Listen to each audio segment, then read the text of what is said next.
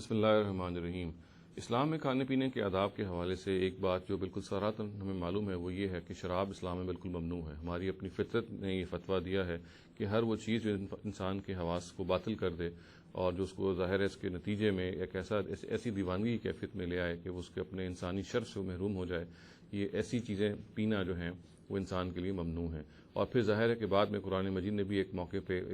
یہ تفصیل سے کہا کہ رجس من عمل شیطان، شراب کے بارے میں یہ کہا کہ گندا شیطانی کام ہے۔ تو اس میں تو کوئی شبہ نہیں ہے کہ شراب جو ہے اسلام میں ہر حال میں ممنوع ہے، مگر یہ سوال پیدا ہوتا ہے اور یہ بعض دفعہ غلط فہمی کے طور پہ لوگ اس کو لے بھی لیتے ہیں کہ کیا پچھلی شرائع میں بھی، پچھلی شریعتوں میں بھی، آسمانی شریعتیں مراد ہیں یہاں پہ، کیا ان میں بھی شراب اسی طرح سے ممنوع رہی ہے؟ اور اگر رہی ہے تو پھر کیا وجہ ہے کہ آج کل کی عیسائی دنیا جو ہے خاص طور سے اس میں شراب اس طرح سے جائز ہے؟ تو دیکھیے، یہ بات کہ عیسائی دنیا اس وقت شراب کو جائز کیے ہوئے ہے یا نہیں کیے ہوئے، یہ ایک الگ سوال ہے، مگر اگر ہم تورات کو پڑھیں اور بائبل کو پڑھیں تو یہ بات بالکل قطعی طور پہ سامنے آ جاتی ہے کہ وہی فطری حرمت وہاں بھی موجود ہے۔ فطرت کے اندر جو حرمت موجود ہے شراب کی، وہ تو موجود ہے، اس کو پھر بائبل نے بھی جگہ جگہ پہ کنڈیمنیشن کے انداز میں بیان کیا ہے، اور یہ کنڈیمنیشن جو ہے ہم بائبل کے مختلف صفحات میں دیکھ سکتے ہیں۔ میں آپ کی خدمت میں چند حوالے پیش کروں گا جس سے واضح ہو جائے گا کہ سابقہ ادیان میں، سابقہ شرائع میں بھی جو آسمانی شرائع رہی ہیں ان کے اندر بھی دیکھیے کہ بائبل شراب کی کتنی کنڈیمنیشن ہے۔ چنانچہ اب یہ دیکھیے کہ کتاب الاحبار میں یہ بات بیان ہوئی ہے، یہ چیپٹر نمبر 10 ہے اور آیت 8 اور 9 ہے۔ یہ بات بیان ہوئی ہے کہ تب خداوند نے ہارون سے کہا، تمہیں اور تمہارے بیٹوں کو خیمہ اجتماع میں آنے سے پہلے شراب نہیں پینا چاہیے،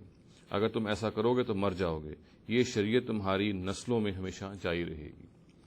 اسی طرح سے دیکھیے کہ کتاب القضات جو ہے بائبل کی، اس میں جو الفاظ ہیں وہ یہ ہیں کہ شراب نہ پینا یا کوئی نشیلی چیز نہ پینا اور نہ ہی کوئی ناپاک غذا کھانا۔ جو بائبل کی کتاب الامثال ہے، بک آف پرووربس جو ہے، اس میں جو الفاظ ہیں وہ یہ ہے کہ اے لیمیول، بادشاہ کے لیے میں پینا زیبا نہیں دیتا اور نہ ہی حکمرانوں کے لیے شراب کی آرزو مند ہونا زیبا کی بات ہے۔ اسی طرح سے دیکھیے کہ جو لوکا کی انجیل ہے اس میں جو یوحنا مسیح ہیں ان کا جب تعارف کروایا گیا تو الفاظ یہ ہیں کہ خداوند کی نظر میں یوحنا ایک عظیم آدمی ہوگا، وہ میں پیے گا نہ عرق انگور، حتیٰ کہ پیدائش سے روح القدس سے بھرا ہوا ہوگا۔ تو یہ الفاظ جو ہیں خود بائبل کے بالکل قطعی ہیں، بالکل صریح ہیں کہ اس معاملے میں کوئی شبہ نہیں ہے کہ سابقہ آسمانی شرائع میں بھی شراب کی نوعیت یہی تھی، وہ ایک ایسی ممنوع چیز تھی کہ جو ان کے ہاں بھی اس کی جو ممانعت ہے وہ بالکل واضح تھی، اور یہ جو اقتباسات میں نے آپ کے سامنے پڑھ کے سنائے ان سے یہ واضح ہو جاتا ہے۔ رہ گئے کہ آج کل کے جو بعض اہل کتاب ہے جو اسے انحراف کیے ہوئے ہیں، تو ظاہر ہے یہ انحراف اس کی بہت ساری وجوہات ہیں جو اس وقت ہمارا موضوع نہیں ہے، مگر اگر آپ آسمانی کتابوں کو دیکھیے تو میں نے آپ کے سامنے جو اقتباسات پڑھ کے سنائے ہیں تو یہ واضح ہو جاتا ہے کہ تورات و انجیل میں اس کی ممانعت جو ہے وہ کتنی شدید ہے اور اس کی کنڈیمنیشن کتنی زیادہ ہے۔ اقول قولی ھذا واستغفر اللہ لی ولکم ولسائر المسلمین والمسلمات۔